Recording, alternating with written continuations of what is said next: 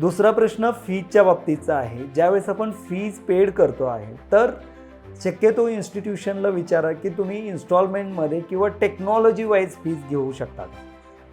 त्यानं काय होईल की आपण जे फी भरलेल्याचं बॉदरेशन आहे, ते फी भरलेल्याचं बॉदरेशन थोडंसं कमी होईल आणि आपण जशी जशी टेक्नॉलॉजी शिकत जाऊ तसे तसे तुम्हाला फीज भरता येईल. तुम्हीही रिलॅक्स माइंडनं प्रॅक्टिस करू शकता किंवा तो कोर्स जो आहे तो घेऊ शकता.